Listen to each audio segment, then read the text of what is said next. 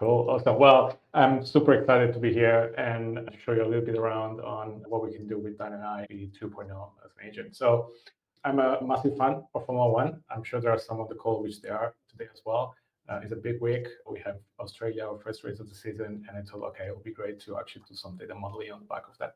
So if you see my left panel here, I don't have any project, or rather just a simple project with no data in there.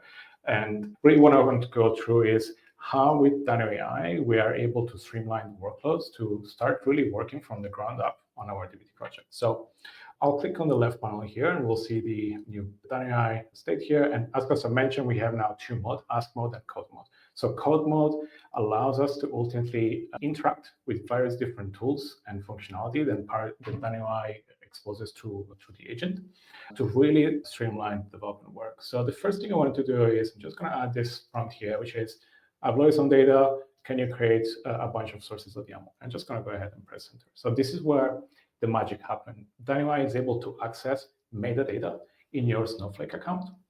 What it means is now we are going to go through the metadata for your databases. You can find that there's a database for Formula One related data. I can click on Excite, and it's basically asking for a permission to do certain actions, right?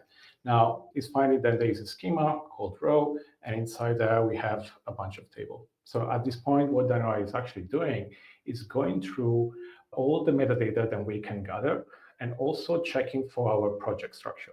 So that on the fly, what we're able to do is query the metadata, start structuring the sources of the YAML, doing really that kind of like foundation, and I have to say also pretty boring work when we do the DBT development, which is setting up those initial files. It's also a construct that somebody new to DBT has to learn, and with the agent and with DinoAI, what we want to make sure is that DBT development should be accessible to anyone. So what we're doing now, we are just going through all the metadata that we can gather related to those Formula One tables, and we load it in our Snowflake database. And when this is complete, the DinoAI agent will generate for us the sources of YAML. In this case, we can see already it has created a file for us, and again, it's asking for a permission. It's like, hey, do you want me to create this file? This is what it looks like. It's sort of like giving us a quick preview. I'm pretty happy with this, so I'm just going to go ahead and click on accept. Now, with all source data, what we sometimes come across is that column names are not really the best. And we want to sort of like do some initial sort of like prep on the data.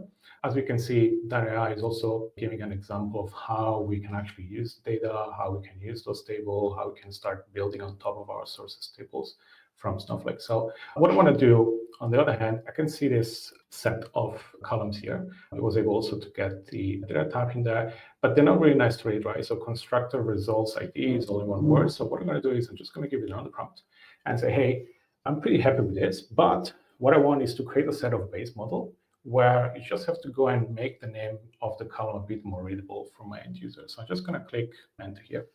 And now what we're doing is, let's say with DinoAI, is going here now and just create, first of all, directory where we can actually go ahead and store our SQL file. And then one by one is showing me the preview of each of those files that it's creating with all the renaming in place. So as you can see here, it's renaming constructor ID with the underscore as requested. It's also doing some interesting aliasing to make sure that the column names are a bit more readable as well. It's using, of course, the source from the DBT construct to access the source data that we connected to. And we're just going to go ahead now and create those initial models within our DBT project. Now, as soon as this is done, we can go and start exploring also some of the data and the output we have here. As you can see, I haven't touched yet any of my files. I haven't typed anything within the files, all through our fantastic chat panel that we have here. So almost done with the initial check that we want to have in place in here. And what we want to do next is we want to go and run, of course, DBT and do our first run just to build those initial tables within our database. So now that this is complete, just click on the terminal, just going to do a simple DBT run here. And you can see also the agent is also telling us exactly what it's done. He went through and built all these DBT model for us right away, formatting them and making sure that we have the right columns in place. I can also use, of course, the Data Explorer to quickly go and do some preview data here to just see very quickly what the status of my tables looks like, what information I have there.